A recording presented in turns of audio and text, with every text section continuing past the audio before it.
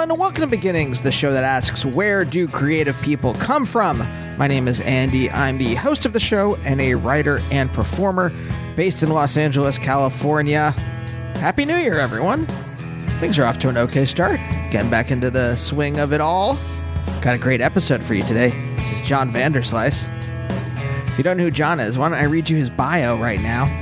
Raised in rural North Florida, John Vanderslice was forced into piano lessons as a young child and eventually picked up the guitar and started writing songs as a teen. After moving to San Francisco in 1989, John made 3 records as part of the experimental band MK Ultra, including the critically acclaimed The Dream Is Over. His obsession with recording craft persisted. While working as a waiter at Chez Panisse in 1997, he opened a tiny telephone recording as an affordable outlet for the Bay Area's indie rock community.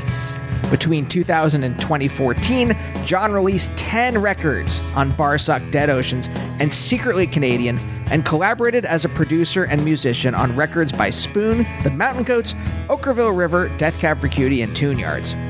Taking a break from his own recording, he became a full-time producer for a number of years, and in 2018, John decided to leap back into his solo career with full force, releasing a number of albums and EPs, the latest of which is a tribute to Dave Berman, entitled John, I Can't Believe Civilization is Still Going Here in 2021. Congratulations to all of us, love DCB. It, like all of John's albums, are highly recommended. Yeah. What can I say? This is a really great episode. I've been a big fan of John's music for decades now, so it was genuinely gratifying that the man behind the music is just as interesting and complicated as his songs are. And so, here's the thing. I've always kept a weirdly clinical distance from my guests out of some kind of outmoded, maybe. I don't know what adjective I want. Let's go with outmoded desire to keep this show pure, in quotes. That is, not to use the show to schmooze or to make money or network. It's always weird to have, long conversations with someone. I don't know how Marin does it. But have, a long, emotionally involved conversation and then switch to talk about MeUndies. I have never been able... In fact, on the show that I do with my wife... which is supported by ads. She reads, I would say, 99% of the ads.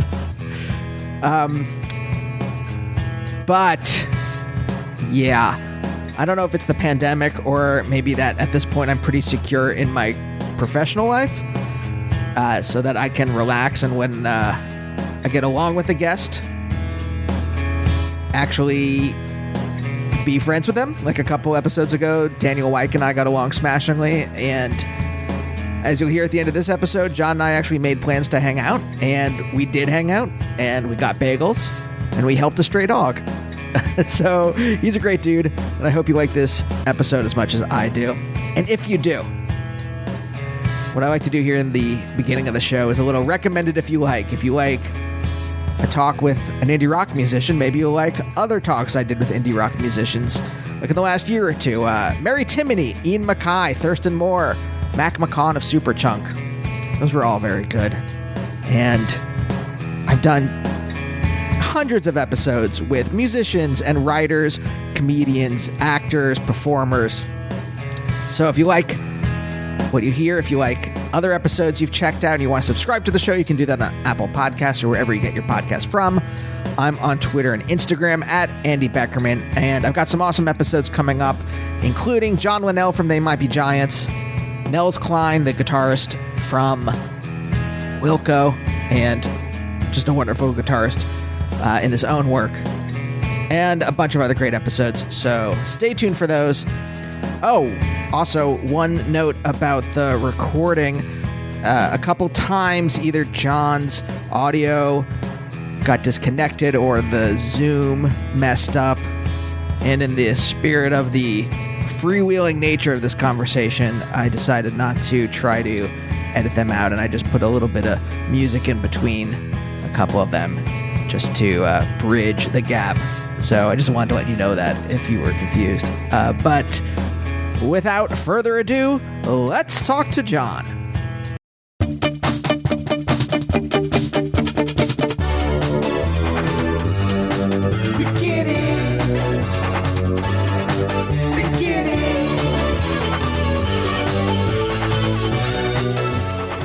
Okay, so the minute that the Zoom started, I felt a kind of emotional connection, or at least that we were on the same wavelength. And you said something about like you don't know if being intellectual has helped you, which and I said that's been the central existential conundrum of my entire life.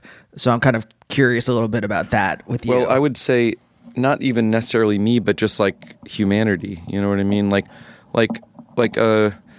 I'm not sure if it's like a logical position to be knowingly making your species and every other species extinct because of end stage capitalist consumption. You know what I mean? Like this is literally the only topic that anyone should ever be talking about, and we're just completely paralyzed. And Biden just authorized 90 million acres of the Gulf for offshore drilling. It's like this is a death warrant. Right. Yeah. No. I mean, like that to me, but to me that doesn't count. Well, that doesn't count, but that to me isn't like intellectualism. Yeah. That is actually actual stupidity or blind laziness. I mean, there's a whole mixture of a bunch of different kinds of things like hitting each other at the same time, and that's why it's a crisis moment. But it to me, it is a kind of like Ayn Randian spirit that we're all kind of enveloped in at the moment for the last 40, 50 years. And a denial of emotions, a denial of empathy. And so to me, it's not just like intellectual. I mean, personally, the existential crisis for me is, does knowing this stuff help me at all in my life? And I don't know if it does emotionally. I don't think it does. Right? Right. I go back to that in Annie Hall, there Woody Allen asks a couple if they're both happy and they're kind of they're both just beautiful. Yeah. This couple on the street, and he asked them about their relationship, and they're like, well, we're both shallow and we don't think about things a lot, and that's why we're happy. Yeah. And I'm like, kind of. That's really funny. I mean, the thing is that think about what we do to get into a flow state, right? Like that's the name of the game, is to become more like an animal, to become more unconsciously connected. Think about what the surrealists were doing. They would, devise all of these tricks just to turn off that that top level, cynical, poisoned, analytical way of thinking, which can be I don't know. I hang out with cats a lot. You know what I mean? I'm very, very close to my cats, and they make me happy because I get to witness beings that are not imprisoned in this linear time model, And I mean, one thing about, this is a boring California thing to say, but one thing about doing ayahuasca is that it shakes up this idea that you have about time and death. And I'm not sure if you come to any clear conclusions about what you believe, but you certainly don't believe in what you used to believe, and that's very, very helpful, actually. Something is shattered, I think, when you do that. Huh. Can you tell me more? Because I'm not straight edge, but I am scared of doing anything that can fuck with my brain chemistry. Well, it's all complete fear. So I even though I think probably doing some kind of psychedelics would probably help me in the long run. Well, I mean, I think it's really a complicated kind of math equation, what the end result would be, but I think that, so this is what happened. This is my own personal journey. I went pretty hard when I was young, and by young, I mean 12, I had an older brother, and I had access to, stuff that I shouldn't have, it's just too young, you probably shouldn't be putting any psychotropic anything into your brain until you're 25 or 26, So by the time I was 16, 17, I was pretty much straight edge. So I just passed through stuff very quickly, and I wasn't dabbling. I was rolling hard. You know what I mean? I think I'd smoked opium before I was in 8th grade, and I'd done macro doses of LSD numerous times before I was in high school. So, I'd shot meth. I did a lot of stuff.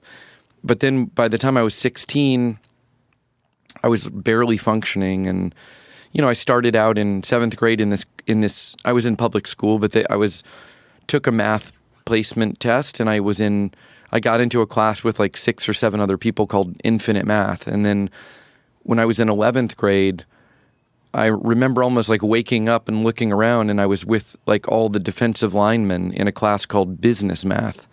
You know what I mean? And I was like, oh boy, I'm fucked. like I've squandered whatever I had, like what, and it was like a grim, I wouldn't really wish it on anything. I mean, I don't think I was just a deeply fucked up kid. You know what I mean? Like a deeply like emotionally chaotic person that didn't have like role models or really any like parental structure whatsoever. So, but the thing what that did for me is that it made me terrified of doing drugs. Like I basically just went into my 20s and 30s. I mean, I remember once in 1997, MK Ultra released their my small, super small local San Francisco band. We put out our 3rd record called Dream Is Over, and we went out to dinner together to celebrate. And the drummer, who's incredible, no, maybe it was Jordan, the guitar player. He was like, hey, I got some Coke for us to celebrate. Let's go into the bathroom. So I did like 1 line of Coke, and I basically had like, a 4-hour panic attack, where I really literally thought that we were going to have to call the ambulance. And like, it had nothing to do with the drugs. It had to do with like so much guilt and fear of losing control, reverting back to like a chaotic substance, life, And I worked really hard to get over that because it felt like it was like, it felt like it was like covering up other stuff. It wasn't even about like, oh, I really wish I could experiment with drugs again. It was just like, oh, I'm afraid of flying. I'm afraid of dying. I'm afraid of my mom dying. Like I'm going to fly. My mom's going to die. Like I'm going to die. Like, what the fuck am I doing? Like, so becoming more fearless in what I did in my life, including taking deeply therapeutic and absolutely intense psychedelic drugs, became like, when people are like, I jumped out of an airplane and like I conquered my fears, and you're kind of like, whoa, that's intense. I would never do that. You know what I mean? But like the honest truth is we could do that, and it probably actually would be very good for us, and like, so I can't tell anyone to do anything, but I think it would take 10 years for you to comfortably slide into an experimental phase, but I think that it would be worth it. I mean, look, this is the real basement fear at the bottom of this whole thing. It's that I'm scared of who I would be on the other side of that. Well, experiment. I think that I think the honest truth is that, so there's like this cliche in music that musicians have and producers have, where if a band or an artist wants to radically change the direction that their kind of catalog is going in, or their natural inclination is, that it literally takes it's like a neutron bomb to even turn that ship 2 degrees. You know what I mean? So yeah.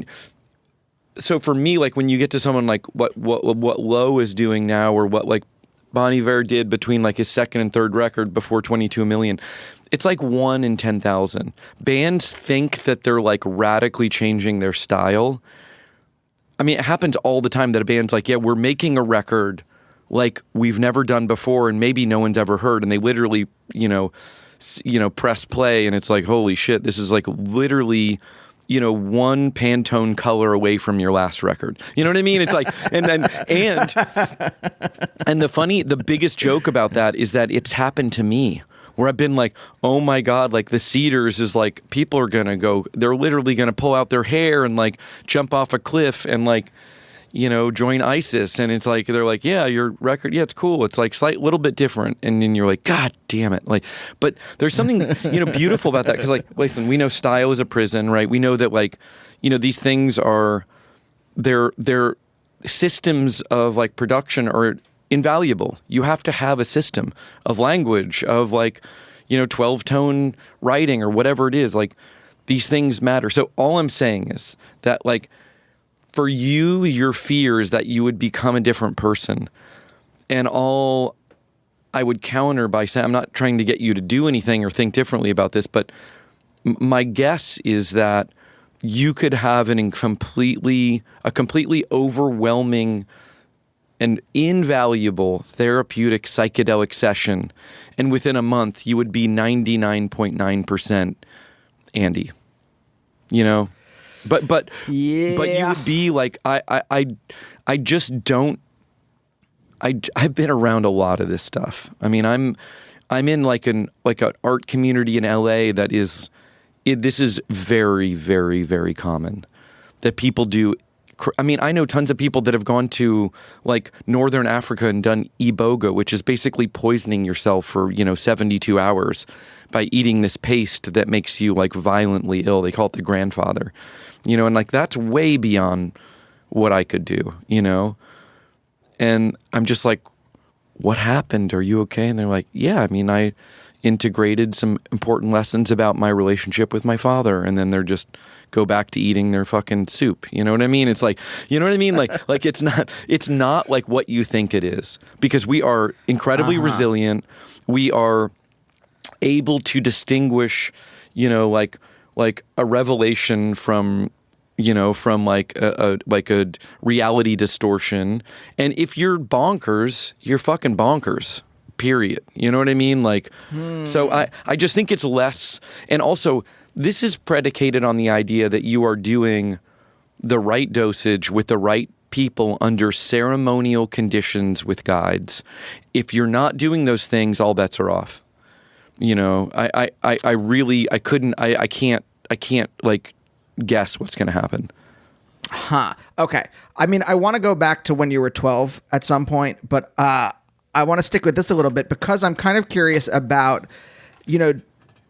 in this period, either the period where you weren't doing drugs and then into this period where you started to do psychedelics, or I'm kind of curious if that impacted either the way you make music or the way you write lyrics or the creative process itself. Was there a change like that's noticeable to you? My gut feeling is that nothing matters. You know what I mean? Like I think that like there's something at the core of what somebody makes or does that it's just kind of like a fixed point. And I don't think that living, growing up in like Alabama or, Northern Maine, this is all bullshit for like press releases. You know what I mean? Like, you know what I mean? It's just like it doesn't matter. I mean, listen, I know people who are fearless, intellectual, like daredevils, forget drugs. They're just like, they're out of their minds and they make the most boring fucking music you've ever heard, and vice versa. You know what I mean? Like, I know some fucking kitty cats that are literally afraid to leave their house, and you just like, you press play and you're like, oh my fucking God, like, I wish I had this kind of juice. It's like, I mean, so I think it's all to please publicists, and God love publicists, but I think it's all fake news. You know what I mean? Like, it doesn't do anything. I mean, listen, drugs can clearly change a culture, and they can clearly move the needle on, like what is acceptable to you as like an expressive artist. But it's not that important. Well, I guess this is what I was thinking, and I know that like the changes that I've had in my life have definitely impacted how I write, and have pushed me in one direction or another. And usually, like, as I've become a more open person, my writing has become more open. And that's why I wondered about these kind of, what I'm really interested in when I talk on this show is like kind of these like transition points that people go through and how that either impacts or doesn't impact. When you say like nothing matters, it's interesting because sometimes when I listen to your music, this isn't all the time, but like I have what I think I want to call like a bodily Hitchcock zoom, if that makes any sense. Yeah, absolutely. There is this like, feeling, vibe, whatever you want to say, however you want to describe it, of like existential terror that I feel listening to your music. And I'm wondering if that is something that you consciously put into your music. Is that something in you? Am I just that's just idiosyncratic of me and I'm just picking that up because of who I am? No, I think you're right, because I mean, I think that listen, I've spent, sorry, I just bashed the mic. I apologize to all the listeners. I have spent a lot of time and energy and kind of like research, and experimental, like, I don't know, brain cells on trying to destabilize the listener. Like, I think that like some of my favorite moments in music are where, listen, music has to have, for me personally, it has to have some kind, it has to mirror my own like inner life, and my own inner life is often like contradictory. There's dissonance, there's harmony, there is knowable language, there's unknowable language, there's new language, there's old language, there's like sweetness and like really like disturbing moments, and the balance. That's like where you're just like, you're like Gordon Ramsay up in here. You know what I mean? Like, because too much of one doesn't work. You know what I mean? And the reason why, people use phrases like "there's no accounting for taste" and like, which I love, like kind of like disconnecting anyone's responsibility for liking or disliking anything. It's like actually, it kind of like, if it mirrors your brain chemistry in a way that you find pleasant, you might like something. You know what I mean? And so there's no fixed, good or bad in art at all. And I find that really freeing, honestly. But I think that for me, I need there to be a little bit of like honesty in art. And the honest truth is that there are, even in moments of like extreme pleasure and like happiness, there's always the fucking, owl or crow or vulture, like, so you know what I mean? It's like there are signs that this pattern will change and shift. And like, that's beautiful to me. That's honesty. I mean, David Lynch gets at this a lot in Twin Peaks, where it's like, I'm so happy, but my best friend just got murdered. You know what I mean? Like, I don't know how to, because this is life. We've all been there. Like there's moments where you're falling in love with someone. You're like, I'm falling in love with this person, and it kind of feels awful also because they live in New York, and I am now tethered and held hostage by my own, like chemical, like drip, and like I might be in misery for the next 10 years and also like suspended in this like really beautiful admiration and need for someone else, so music there has to be harmony and dissonance, or it doesn't, for me, it just doesn't like pull me in. Yeah. I think mentioning Lynch. Also, there's a writer I really like, Brian Evanson. I don't know if you ever read any of his stuff. No, but tell me it's that kind of like, it's that kind of emotional feeling. I think what you said really kind of brings it into clarity for me, that like your inner contradictions you are putting them into the things you make, right? And what I think is interesting about that is like, there are a lot of people who do have inner contradictions, and they are paralyzing because they are pushing in so many different directions that they don't get to, it's tough to get past them. I know that I've had contradictions in the past that have like been major contradictions, and I've been so kind of I'm pushing the tips of my fingers together, because I can't like verbalize, but that feeling inside, that it's tough to get past. And I'm kind of curious if it's always been easy for you to have this feeling inside, if you've always felt this inside, first of all, I suppose, and then if you have, how are you able to channel that into creative works as opposed to just letting it paralyze you? Well, I mean, listen, there's been like, everyone has like the great struggles and battles of their life. For me, one was like depression and overcoming suicidal ideation, and that was 20 years. You know, like it was a very long process that had to do with like changing thought patterns and like ways of physically being on the earth and in my life. Like it was like a complete like rebuild in some ways. But then I think that the other thing that every artist, if any careerist, is going to have to deal with, which is maybe getting back to like the how psychedelics or drugs have changed art or my own art. I would say that like the reason why I downplay that is that the thing that really mattered in my life, and I've seen this in other people who have like made a lot of art, you know, like extended over decades, and they're careerists. That's all they do, and that's how they're going to die. Is that you're going to have to deal with being judged, and you're going to have to deal with like the critical, like critical reception, but also the idea that what you do, the value of it is different to other people than what it is to you, and that it has a completely separate life.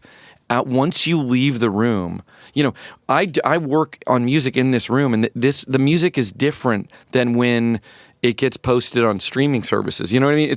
It's completely two different things. Like, I mean, I guess they're related, and so dealing with that rift, that dissonance, that like, I mean, I've seen people that I think were like really good artists get bad reviews and like actually stop making music. Mm-hmm. And, you know, and I've also seen people like lose some of their audience and decide that like they can't deal with like a loss of status. And then I've also seen people that have forged through completely insane fallow periods of like literally nothing happening for a decade, and they've consistently put out good records, and then things start clicking for them again. So it's like that is a major fucking battle. Do you know what I mean? Because you're also living in like a capitalist, you know, society that does not, you know, you're living in, you know, you were born in the wrong place. You live in America. You literally have like, you know what I mean? Like you know, like you have no not only do you have no protections, but you're just like, it's kind of a perfect storm because you have no support, and there's also shit tons of great art. You know what I mean? So you're absolutely not essential. Yeah. You know what I mean? Like you are just like garbage, you know? And so I think that for me, the most important thing that ever happened to me is that I had a complete and total mental breakdown when my mom died. And that was like 4.5 years ago. And when that happened, when I rebuilt my like will to live and who I was, I didn't care about the other side of the equation anymore. Like somehow I was left with this like very pure idea of like making music and making art, where it was like I was basically like 15 years old again, where I couldn't even imagine an audience. You know what I mean? Like I couldn't even imagine that there would be another side to the equation. And that, I think, has helped me make, and again, I would never use words good, bad, or interesting. I just think it's made me able to shift the style and the kind of like construction and the end result of what I'm doing more radically than I ever have, and probably closer to what I have in my mind. And again, I would never, it doesn't matter how other people view that, but the only thing I'm after is that, you know, I work almost every day on music. And then I work, so I'm recording this in like a 2-car garage. This is like a very typical LA studio where it's like a converted 2-car garage in the backyard of my house in Filipino Town. And this was John Congleton's old studio.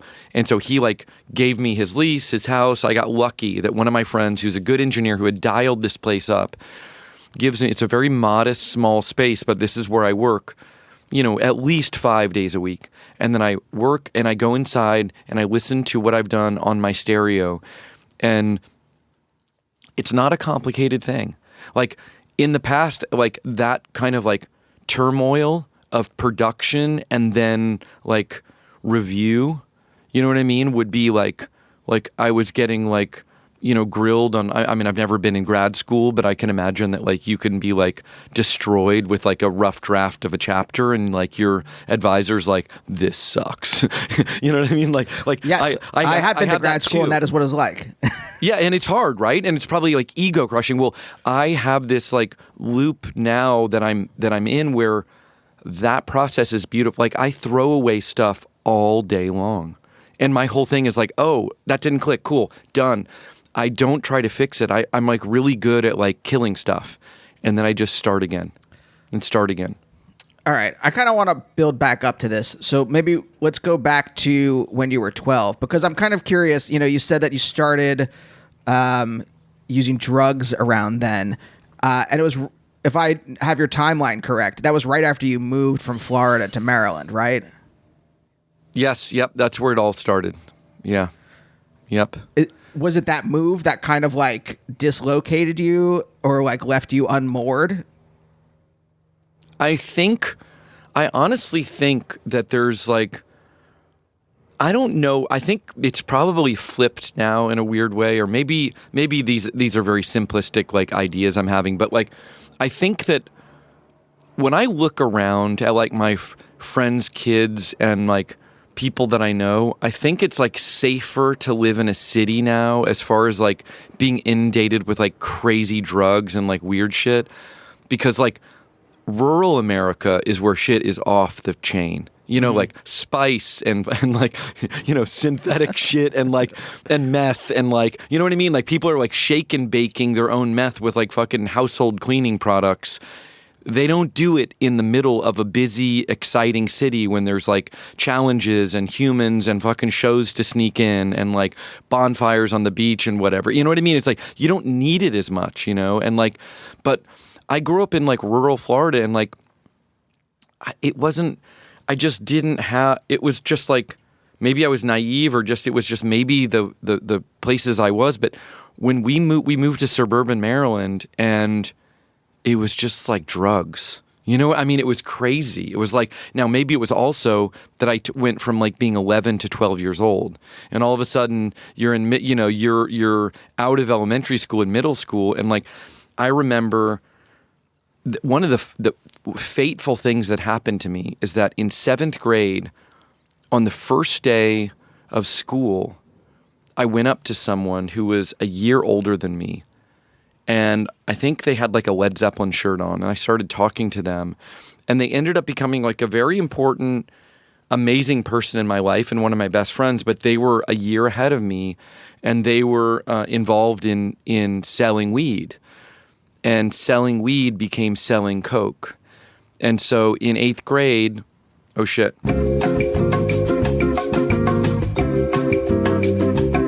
We're probably very similar, and it's funny because the people that I relate to the most are often not like, they're not like borderline drug addicts. You know what I mean? Like you know what I mean? Like I'm definitely like, I feel like, unfortunately, I talk about drugs too much, and I feel like drugs have become like a bigger part of my life than I wanted them to. And sometimes it feels like performative or showy, but it's just, honestly, it's just like a big part of my life. And like, it wasn't for a long time. And like, maybe this is one of the things that happens when you move to, a part of the country that is drenched in drugs. Yeah. And LA is just like, it's just like unavoidable. And I'm 54, so I'm not afraid of, like, I should have had that fear. Like I should have like listened to the fear, but I don't have it anymore. Like I should have listened to it when I was 15, and I don't have, it feels like I'm in a safe space. You know what I mean? Like, and like, so I apologize to people who are listening that this is so much about drugs, and I apologize to my friends that have to listen to me and about ayahuasca or MDMA or whatever. But it is an important part of my life. Well, okay, so I mean, before the connection went bad, you were saying that like you grew up in a rural area, and you said maybe you were just naive or.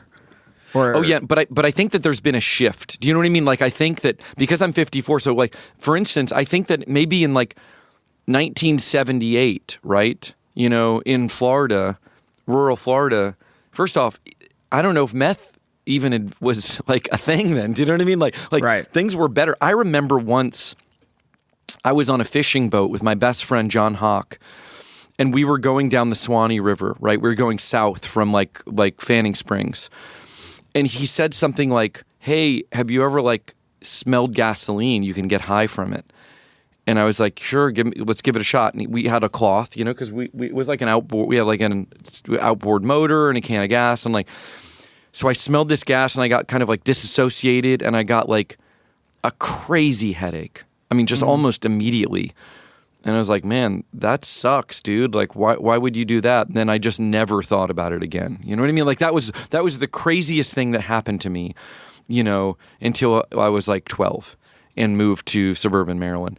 So I just think that it's been inverted because we live close to DC, and I remember, you know, so I befriended an older, you know, 1 year is a big deal when you're in 7th grade, you know, and he was ahead of me. And I remember like driving with him into DC to pick up like a package. It was a pound of California weed. It was probably like some bullshit swag, you know what I mean? But it was like better weed than anyone else was selling. And then that's when he would start spotting me a quarter ounces to sell, you know, and then it was a half, and then it was an ounce, and I would sell it by the gram, and you know, that just, you know, went into coke, and then it was like a kaleidoscope, you know, and that's what everyone did. Huh. Did one of your parents work for the government? Like, what precipitated the move to Maryland? So we grew up like poor in the dirty South. So it was like Swanee River, Gainesville, Jacksonville. Jacksonville was called the armpit of the South because it was like a paper town. So before we moved, we were living in Jacksonville, and like literally it smelled like paper processing plants. And we lived in an apartment complex called Regency Lakes Apartments, and it was pretty busted. You know, my mom was getting her car repossessed. She worked for a nonprofit, the Florida Lung Association. And this caused a lot of like intellectual dissonance with me as a kid because my mom smoked and hid it from me. First off, my mom was a fucking angel. Like, I mean, I grew up with a single mom. Like, the reason why I went crazy when she died is that she was like my ally, my best friend, my like God, my angel. Like, she was everything in my life. So, but you know, we are, you know, imperfect creatures, right? And she was very traumatized and stressed by her own childhood and her own life, you know. And she was a single mom to two fucking nightmare psychos, you know what I mean? Like, you know, working at a nonprofit. And then when I was 11, she was like she was at like a nonprofit fair or something. Like it was like some kind of like weekend thing for the Lung Association. And she met a doctor, and they fell in love, and we went from busted to fucking rich overnight. They got married quick. We moved to the suburbs of DC, a Rockville, Bethesda area, and like we were rich. Do you know what I mean? Like not like rich, but we were fucking rich. Like, you know, people say, yeah, I grew up middle class. It's like, you did not fucking grow up middle class. If you even say that phrase, you're lying because you feel guilty. You know what I mean? Like we went from like busted to fucking rich. I got braces. I went to a good public school. You know, my mom got a new car. We lived in a townhouse. You know, like I had clothes, like good clothes, and money was never an issue. You know, it just wasn't really ever an issue again. Now, it didn't last that long, but like we never, you know, when you get money, it doesn't, you hold on to it. You know what I mean? Like they were probably married for 4 years. And then my mom was like, you know, there's always anxiety about money, but we were never, ever. It was like that rapper, Young Boy Never Broke Again. It's like, you never really go back. You know what I mean? Like, so that completely changed my life. And it also gave me this like incredible appreciation for leveling up, but also an intense hatred for rich people. Just like, you know what I mean? Like a crazy, like just down to the bone insecurity and hatred of rich people because we lived in, oh shit. Hold on. I lost some of the audio. Well, let me find out where it went out.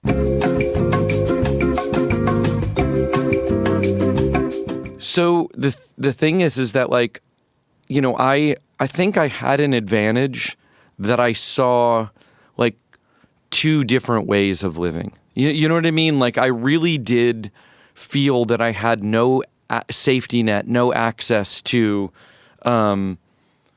like no access to like elite culture. Do you know what I mean? Like if my mom had not gone to that fair, like I'm sure I would have been fine. I'm a smart, tenacious fucking person. You know what I mean? Like, but maybe I own like a welding company. You know what I mean? Like, and who knows? Maybe that version's cooler and happier. And you know what I mean? It's got like 4 kids that are like, I don't, no judgments. You know what I mean? Like that person might be more interesting, or that person might, I might have been some like conspiracy podcaster. Like who knows what shit you know what I mean? Like we don't know, you know what I mean? And like I'm an extreme personality and I would have found a way into something, you know, like, but like who knows what I recognize too that like once you level up, you have like entitlement is everything, right? Like if you feel like you can ask for something, you can get it. You know what I mean? But if you feel like you don't even have the ability to ask for something, you know, I always think about like now that I'm living in LA, you are friends with and hang out with a lot of people whose parents are like really connected in like music or film or TV. And like, it's not even necessarily, it's almost like it's just a green light. You know, it's just like saying, look, this is what I do. You can do this too. And like, growing up, I did not. The idea, if I would have said like, oh, I'm going to be a singer-songwriter to John Hawk when we're in a fucking fishing boat, you know, and he's like, so you want to huff more gas or whatever? You know, I'd been like, he's like, he would have been like, what's a singer-songwriter, dude? Like, what the fuck are you talking about? You know, like, I just find it interesting. Yeah, okay. So when you characterize yourself, and this is still when you were living in Florida, you characterize yourself as a nightmare psycho, you and your brother. Yeah. What did you mean by that? Like what, in what way were you guys nightmare psychos? And this is as children, right? Pre-move, pre-drugs. Well, we were living with a single mom. My dad was out of the house. They got divorced when I was 6, but he was also never really there. So you have a single mom that's working like maybe 50, 60 hours a week, and you have 2 kids who are like unbelievably restless, anti-authoritarian, funny, charming, like, but also agents of destruction. You know what I mean? Like I cannot imagine. Could you imagine the energy of harnessing 2, like, you know, a 6 and an 8-year-old who are just like, have just been like, you know, like,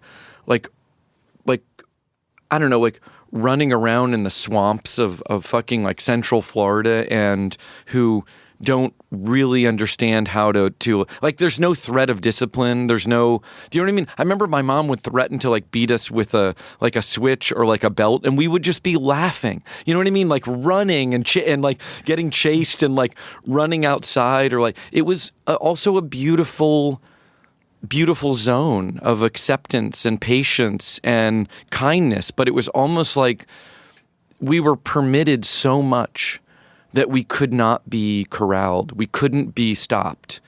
And so my mom created like these beautiful monsters of like pure animal beings, you know, but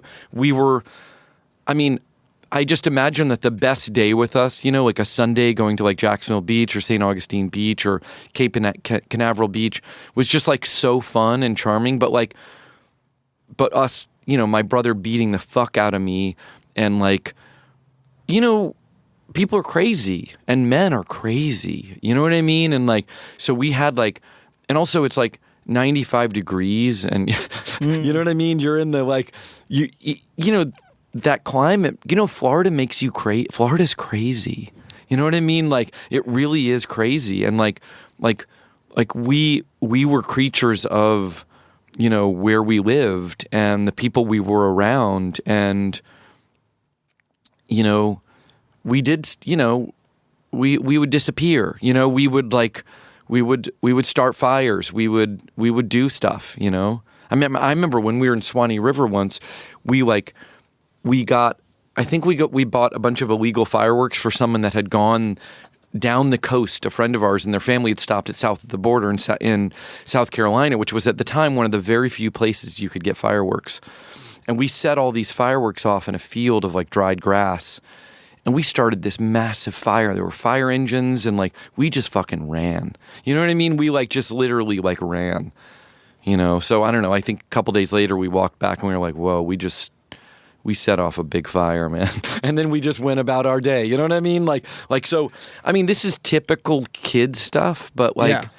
I mean, I guess I'm relaying this stuff because I think about my mom trying to like deal with this energy and then try to deal with like rent and my dad and all the other shit she was dealing with. And it's just like, I never dealt with anything that hard, you know? I mean, did you ever have a relationship with your dad, or once he was kind of like not around, that was it? Well, my dad was an alcoholic, and like he was like a womanizer, and he was like a low level like scammer. He was like a Willy Loman type, you know. He was like he got busted for. He would do this scam. I mean, I remember very clearly these scams, and like it took me a long time to be able to process what was happening. And like, I guess when I grew up, I thought my dad was like a very charming and super successful person because he would like talk and convince you of these things.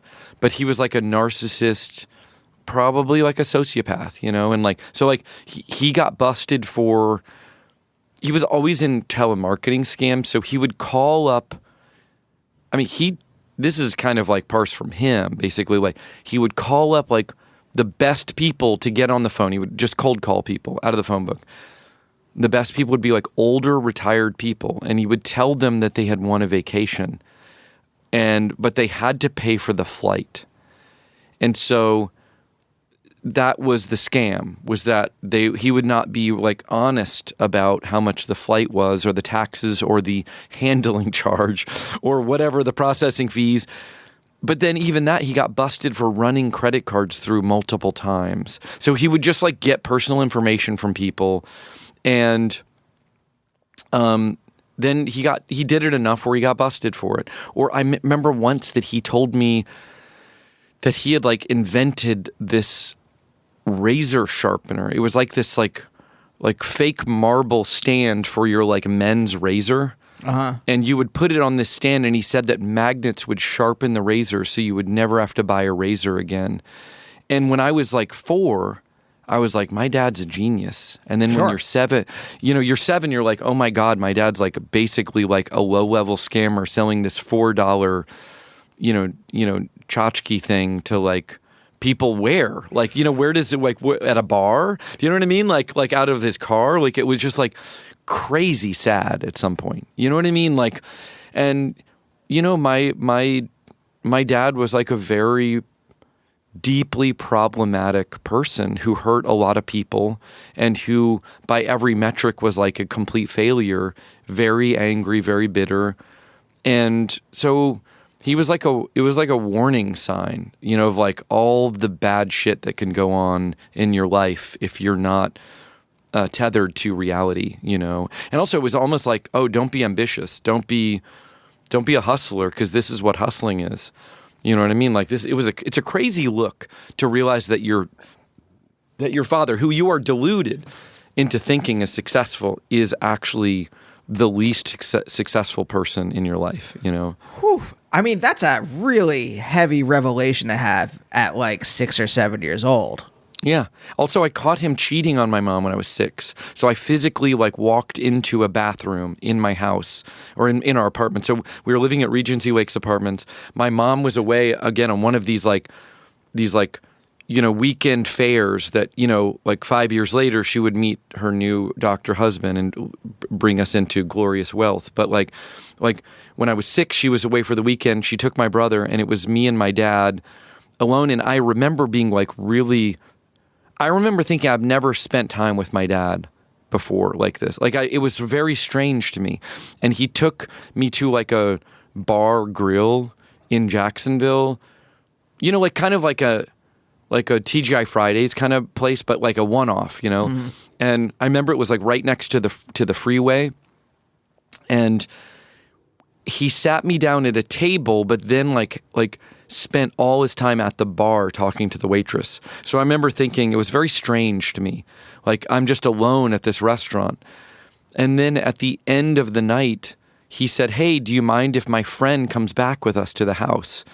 And I remember thinking, this is very weird. Like, this isn't right. You know what I mean? Like, but you're a kid, you're 6. So we went back, and then he put me up. He brought me upstairs. So we had like a 2-bedroom apartment. So he brought me into my parents' room and put me in bed, and he turned on the TV, and it was this show called Tony, Orlando, and Dawn. It was like an entertainment review show, you know. And I remember thinking I'd never been in my parents' bed watching TV. Like, I was just like, this is very strange, you know.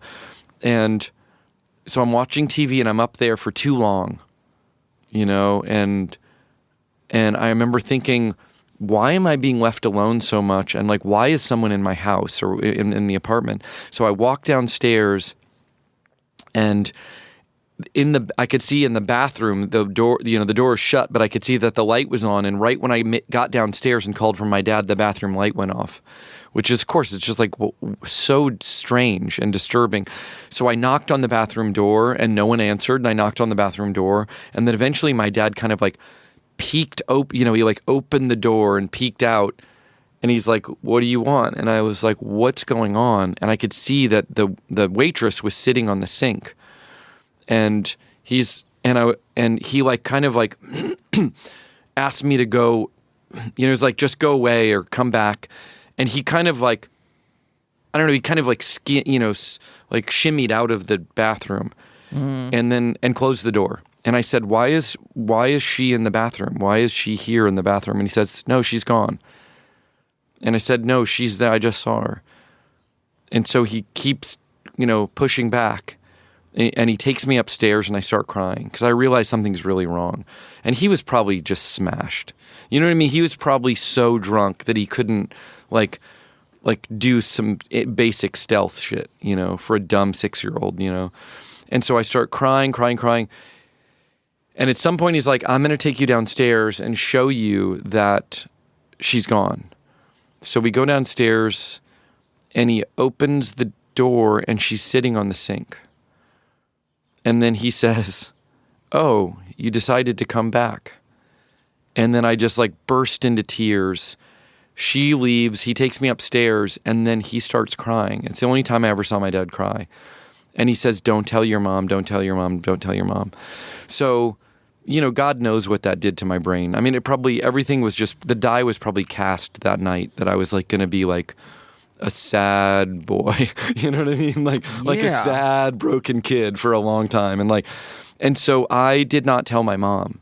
And then a couple months later, I was like climbing on the counters, and I was looking for something that was on top of the fridge. And there's like this wicker basket, and I looked inside of the wicker basket, and there was a book that said something like "All You Need to Know About Divorce." And it was like a paperback. And it was like a used paperback, and I remember just seeing that word divorce, and I was like, I did this. I'm responsible. No. And then a couple weeks later, they sat me down, and they're like, "We're getting a divorce." And I just started crying, and I was like, I'm responsible for this. I didn't tell my mom, and that put all of this into like, you know, that started this process.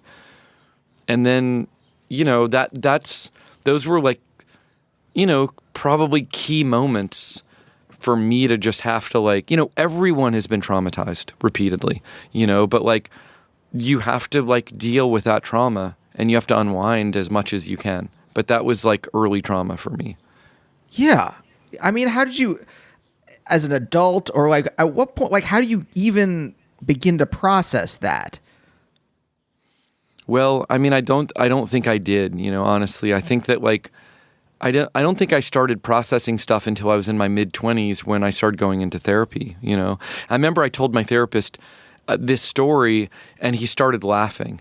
And he's like, "Man, we got a lot of work to do, my friend." And it was like, it was like kind of like reassuring. I was like, okay, like, but you know, I began to like, I mean, it's like if we just like took the average human being, they would have more profound shattering trauma than that. I mean, I just think that everyone's traumatized, and there's a lot of beauty in that of just like, okay, like we are resilient. You know, we can process stuff. We can deal with this. Like, I eventually ended up like really forgiving my dad and feeling like a lot of sympathy towards him, and then also just having a lot of fierce pride for my mom. Just thinking, oh my God, my mom dealt with some fucking bullshit. You know what I mean? And like, all of my bullshit, my life has been relatively easy. Like the only major death I've had in my life has been my mom. The only major trauma I've had in my life has been self-inflicted. You know what I mean? Like it really has. Like the most fucked up shit that's happened to me has been stuff that I've done to myself. And that stuff I'm in control of and I've gotten really better at dealing with. And like I have forgiven all of those actors. They're all deeply flawed and they were all traumatized. They were all really fucked up. And I grew up because of my mom remarrying into money. I grew up with a lot of protection. You know what I mean? And I knew it was protection. And rich people are protected in a way that they will never understand. And I was really thankful to understand the difference, you know? Mm-hmm. So this move from Florida to Maryland, I mean, you're carrying this stuff with you. Is that kind of like, are you experimenting with drugs then just to like check them out? Or is this, are you coping in some way with all of this kind of like trauma you dealt with dealing with your father? I mean, unfortunately, I think a lot of it was, I mean, some of it's basic pleasure seeking, you know, like you're 13 and you're doing coke with some super hot, you know, person from the rival middle school, and like one of the JV basketball team people who you've idolized for 2 years, and you're in a room with them and they're talking to you like you're their peer. I mean, there's like it was an unbelievable, like, I saw like, I just saw it as like an entry into like a completely different world. And I was like me and my two friends that were selling, we were very popular for a time. You know what I mean? Before shit got gnarly, you know, we lived a baby, like take Pablo Escobar and just like divide it by 1 billion. Do you know what I mean? Like that's what we lived. You know what I mean? Like, and it's still exciting. You know what I mean? And it's still something. You know what I mean? Like my principal once told me I was the most suspended student in the history of Churchill High School. I don't know if that's true or not, but that's like high praise from an angry administrator. You know what I mean? And I was all about it. I mean, when I was in 7th grade, I read Burroughs' Junkie, and I was like, well, that's me. I guess here I go. You know what I mean? Like, I was also a dumb mimic too. I was like, I didn't have any identity. You're too young to have an identity. And I was just like mocking this kind of like performative bullshit that I was like seeing and reading about and listening to. You know, I was obsessed with Velvet Underground. I was obsessed with David Bowie. You know, like I was obsessed with Pink Floyd. I was like, I can't wait to take acid. You know, like I want to be like, you know, I want to be closer to my idols. And of course, your idols are just making interesting art. But because you can't do that, it's all performative. You know what I mean? So it's like a mimicry. You know, it's just theater. And so what you're left with is like, you know, what you can buy, right? You know what I mean? And what you can buy is drugs. Now, I have a completely different relationship to drugs now, but like, I am a social libertarian. I'm definitely an anti-libertarian. I fucking hate like true like Randians, right? Like I fucking hate these people have ruined everything good and sacred and beautiful. You know, when like Ron Paul was like, oh, if you know, Chevron is polluting your local stream, you just sue them, and you're like, yeah, right. And you're like, fuck. Well, yeah, we saw what happened with Steven Donziger. If you followed that. So we know what happens if you actually sue Chevron and you win. They fight back in incredibly dirty ways. So, well, Shell admitted to hiring death squads in Africa. So, you know, that's what happens to you. You know what I mean? Like, you know what I mean? Like you, and that's like with, there are like some, fragile protections in place, but could you imagine this fucking planet in 60 years? I mean, it's just like, there's, the nod to like, even like a voting booth is just like going to be, whatever theater that is going to be completely gone. You know what I mean? Yeah. Like, I mean, I try to put it out of my head. Yeah. Let's not talk about that. But so like that, like that, there is, listen, I like, there is, economic mobility in drug use and social mobility that's real. That's what happens when you blacklist something, you know what I mean? And when something's like contraband, like it has a disproportionate value, and it's like in economics, like you want to make something like powerful, you make it illegal, especially when its baseline's pretty harmless, Yeah. I mean, was that something you cared about before you moved to Maryland, status? I mean, I think that if you're 12, 13, 14, 15, 16, 20, 30, 40, 50, 60, 70, 80, you care about is status. You know what I mean? Like, I mean, if you look at the Q, right? Or like late stage Trumpers, like present day Trumpers, like this is all about loss of status. You know what I mean? Like, sure. Like you shave off 1% of someone's status and you have a fucking AR-15. Sure. You know what I mean? Like it's like so status is everything. And like, yes, I do think that I cared a lot. I cared more about status because there was more status to go around. I will say that. You know what I mean? Like everyone's a fucking loser going to some shitty public school in Florida. You know what I mean? Like, well, I mean, because I asked that because like in some way I'm trying to like put this stuff together about like what this move did. And if you, I mean, look, for some people though, status, there's a certain level and you get to that level and you're like, I'm okay here. I'm happy. I don't need it anymore. I'm okay where I am. There are some like I was a professor. I was a philosophy professor, and then when I moved to New York, really? Yeah. That's where were you? Where were you teaching? Temple. That's incredible. A couple like little adjuncting at these little schools outside of Philadelphia. Like there was one train line where like every stop was like a small college. None of them had their own grad programs, so they had to like you could get adjuncting work at all of them. If you were enterprising.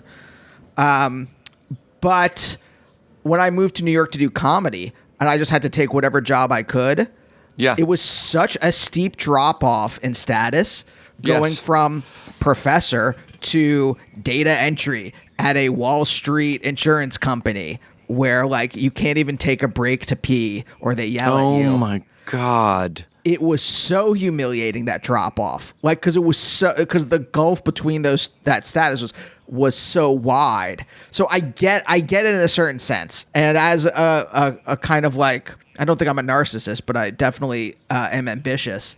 There is a craving for status. I do get that. I'm not like trying to paint myself as a like pure being of light, but I don't know if I don't know how much I cared when I had this want to be popular, but it was out of laziness. Like when I was in high school, it was more about like, oh, the popular guys don't have to do a lot of work to like talk to women or girls. I mean, at that time, girls, right?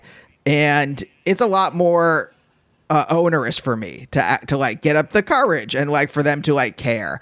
And so to me, it's always been this kind of like status to me has always been linked to like, well, I just want it easier. It's just easy. If you have a higher status, I mean, especially here in like LA, right? It's like, well, the higher status I have, it's easier to get like the projects I want off the ground. Right. Yep. But like it was when I was a kid, it was more of just this kind of like little craving in the back of my head. I didn't actually do anything about it to like affect that status. And I think it's interesting that like you had that desire and then you're like, well, I'll do this thing will give me status and I will do this. I will sell drugs or whatever else to get status. I think that's interesting. And I'm kind of curious about like, do you remember what it was that pushed you to like actually, like, it's not just a desire, it's a desire you want to act on? Well, I remember, so I was working, when I was like 15, I was working in this place called Finger's Deli. I was like a line cook. And then I got kind of like, I guess, promoted to busser, which was a big deal. And I was selling weed and I was selling coke. And then when I was, I think, 15 and a half, I remember that I had my learner's permit. I got hired at a pharmacy that was like 4 doors down called Sinker's Pharmacy. And I had 2 friends that were already working there, so they got me the job. And they kind of let me in on this scam where if someone came in, there were like 2 registers. There was one for the pharmacy and then one for like newspapers and chewing gum. And if you were working the pharmacy register, if someone came in and just bought prescription drugs, there was like this real register that was tallied and accountable and like added up to the cash deposits. And then there was this joke, old-timey register right next to it that was like a nod to like Sinker's history in the neighborhood, for whatever. And so they invented this kind of like genius hack where if someone came in, let's say bought like $115 worth of drugs, they would just ring it up on the old-timey register, give them a receipt from it, which was, wasn't branded. It just said like 115 and the date or whatever, gave them a receipt. And then they would just like take take $115 out of the register. And then we would divide it. Whoever was working, it would be like an even split. So one of us would be working. We'd have like 2 people in there, right? And then the other one would be doing other scams. Like if people dropped like exact change, we would just keep the money without ringing it in. We would do anything to not ring in something, right? So we're selling weed. We're selling coke. Now we're starting to get into like serious, like weekly skimming from a very busy pharmacy. And then we start stealing drugs from the pharmacy. So that's where shit gets crazy, right? So I'm 15 and a half, going on 16. I'm waiting to get my license because then I can also start driving for Sinker's Pharmacy, delivering drugs, right? So you can open up, the bottle, pull over on the side of the road, open up the phenobarbital and take 2 out. They're not going to fucking count them. You know what I mean? So, and I remember once it was like we had this like very strange pharmacist there. It was just like a really weird dude, like who the fuck knows what he was up to. But on his last day, I remember he was like, listen, I want to show you a few things. And what's weird is I remember him being like young for a pharmacist. So maybe he was like 25 or something. And so he showed me, it was just me and him working. And he showed me where all of the really exotic shit was in the kind of like locked, drug areas of this pharmacy. So he showed me a bottle of like pure cocaine set in lactose for some grandma that had like cataracts and she died and never picked up the prescription. So he showed me this like mega bottle of like Coke. And then he showed me a bottle of Quaaludes that was like the master bottle of Quaaludes for dispensing the prescriptions. This is like got to be the last couple of years of Quaaludes, right? And he showed me basically where everything was. So I remember that night he was like,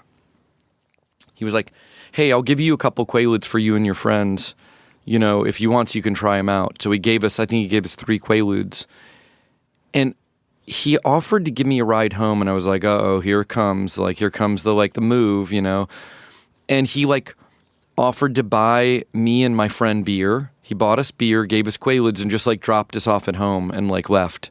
And I remember thinking like, wow, what a weird fucking like this is really weird, dude. But thank God for this guy because tomorrow we are going to raid this fucking business.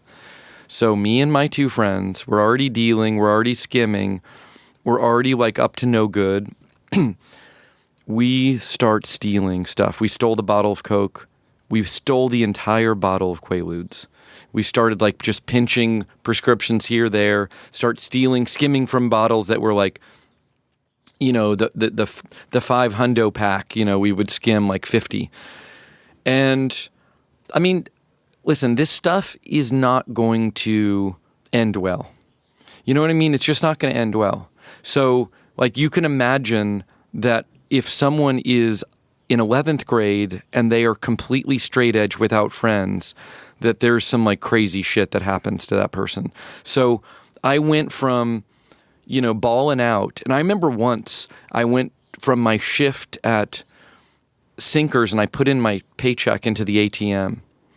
And I remember looking at my bank balance, and I don't remember what it was. Maybe it was $2,000 or $3,000. But I was, you know, this is like 1982. Right.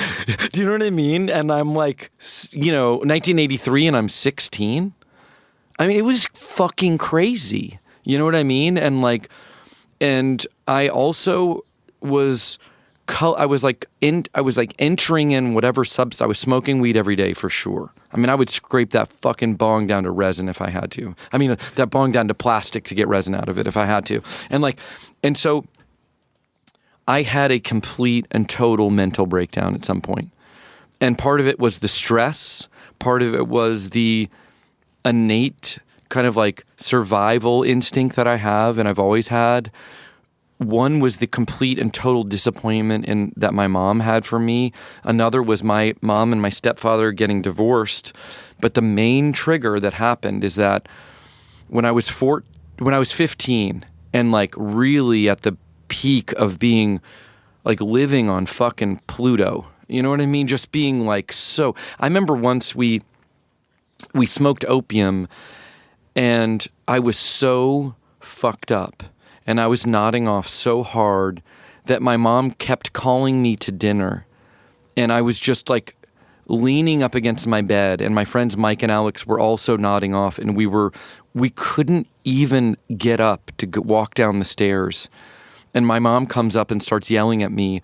And I go down and sit at the table and start to nod off at dinner, not eating, while my stepdad and my mom and my brother are looking at me. Like, I'm so far out of like, there's like no helping someone at that point. You know, you're just trying to like create a fence so they don't like fucking drown themselves. You know what I mean? Like you're trying to like prevent them from like getting into like real trouble. So when I'm 15, somewhere between 15 and 16, my mom says, hey, we're going to send you this summer to this kind of like camping trip. And I was like, no, don't want to do it. And she's like, you have to go. It's going to help you. And I kind of like, I guess, understood it was punishment, but honestly, it sounded kind of fun. It was like this Outward Bound program. And it's like you're basically camping for 3 weeks in Canada. And I knew I couldn't get out of it.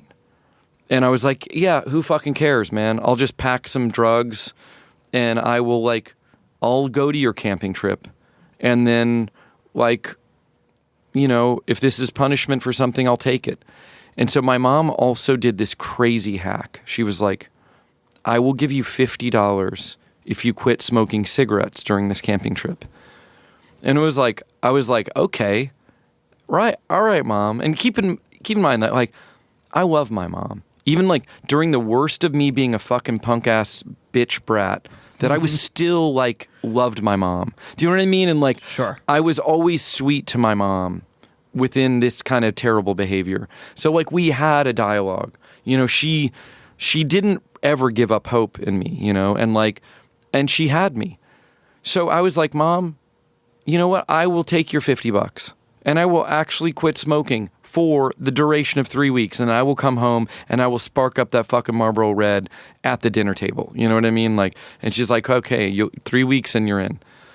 So I took some weed, enough weed for 3 weeks. And then I get there and it's like, I think we flew into Duluth. It was like one of the first times, I think it was maybe the first time I'd ever flown alone. And I realized when we got there, I was like, because I met the other kids, I was like, oh, fuck. This is like a camp for psychos. Like, if I'm half as fucked up as these people, this is like a major judgment on my character. Like, I mean, I was like, these kids were there like by court order and shit. Like, they were like really fucked up delinquents. And it's like, you know, when you really look at yourself in the mirror, you're like horrified. You're like, whoa, I'm way uglier than I thought I was. You know what I mean? Like, you know what I mean? Like, I'm like way older and uglier and like grosser and more unlovable than I could ever imagine. And like, so the first night we're like camping, and it's like so easy to find 3 or 4 people to like smoke my weed. So we go and we hike like 20, 30 yards. And we spark up a joint. I don't remember what we had, but let's say we're smoking a joint. And then one of the 2 guides walks up to us, super cool. He was like a young dude. He was like, there was 2 campers, a man and a woman that were looking after us. He was so fucking cool. He just came up to us and he's like, listen, man, I don't care if you smoke weed. Really don't care. I love weed. But that's not what this is. I'm going to hold it for you. I'm going to give it back to you at the end of 3 weeks. It's going to be good for you. Give me your cigarettes. Give me whatever drugs you have. I'll give it back to you. And I was like, oh, I got respect for this guy. I'd never heard someone who I believed say, I'll just hold your drugs, no judgment, you know? And so that, like, I remember the fucking shrubbery around me right then, you know? And I remember handing him over this plastic bag and feeling, okay, this is going to be rough, but you know what? I'm off cigarettes. Let's do this shit. Like, I'm up in the fucking border between Canada and the U.S. This shit's going to get crazy. Maybe I need to be off weed, you know? Like, so that was like, of course, the most difficult 3 weeks of my life. You know, I was sober. My grandfather had just died, which I literally felt nothing about, even though I deeply loved him. And at the end of the trip, the last, like, you know, third of it, they take there's a 3-day trip where they put you on a small island alone because there's so many islands up there. And you fast for 3 days with you and your stupid Lord of the Rings trilogy and your dumb mosquito net and your sleeping bag, and you sleep alone and sit alone with your thoughts for 3 days. And I was like, yeah, bring it on, man. I'm untouchable. I don't fucking care. And they give you a whistle. And they're like, if you're in trouble, whistle. And I'm like, I'm not gonna fucking blow in this whistle. Like, I'm like, you know, I invite this kind of like horror show. So they drop you off on the island. A couple hours later, you start hearing one whistle after another. And you're like a bunch of babies. And then you maybe wake up that first night and you're like, I'm hungry. And I'm also kind of feel a little bit surreal, you know? Yeah. So I'm like, I'm calorically fucking starved here, you know? You don't have a light. You can't read. So you start thinking about your grandpa, you know? And then you wake up and then you're like, the mosquitoes are so bad, you really can't, you don't have you don't have anything. So you're like, kind of like under this mosquito net, and you just read, and you're like, I can make that. You hear more whistles all day long. And then maybe you start really thinking about the pain that you've been giving your mom, and you maybe start thinking about how much pain your grandfather gave your mom and what a truly terrible person he was. But maybe he was physically and sexually abused also. And then you think, fuck, like, God damn it, what am I doing to my family? And then you try to go to sleep, and you don't. And then you start crying, and then you never stop. And then you just hear whistles, Days barely go by. I mean, it's like you're caught in a fucking, like, you know, time vortex. It's like time dilation. And, like, so I never blew the whistle, but I was never the same person again.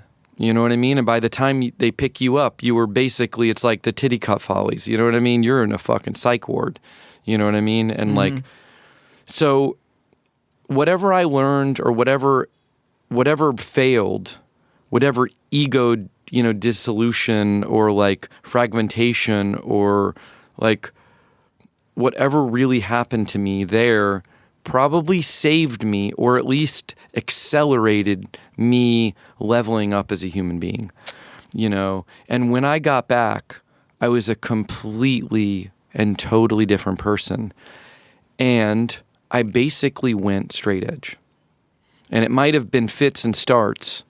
Mm-hmm. I remember once I took my mom's money, and I remember smoking weed when I got back, and I had like the most paranoid, horrible, like that's when I was like, I remember like wanting to sleep with my friend who was a guy. And I remember thinking, oh, okay, we're on to new horrors. Now I'm gay and like I'm paranoid and like I'm going to fucking kill myself. You know what I mean? Like it was just like a whole new like learning to live sober with like a whole new set of like fears as a dumb fucking idiot suburban kid in 1983.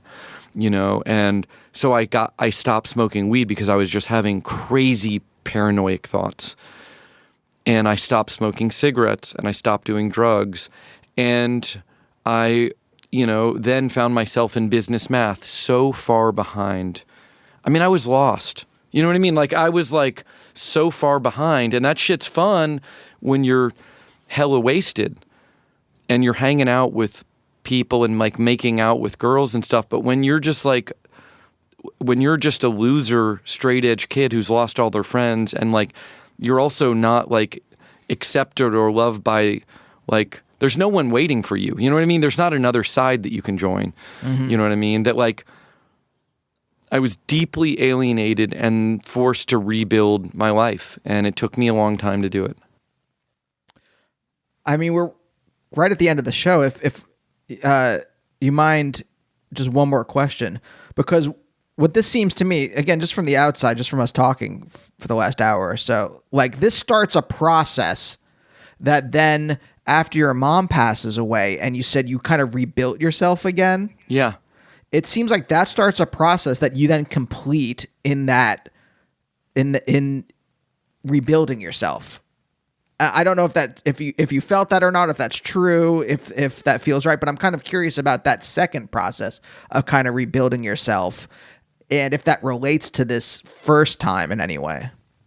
Well, I think that like the rebuilding time for the second, I think that end, like was really culminated when I was like 35 or 36.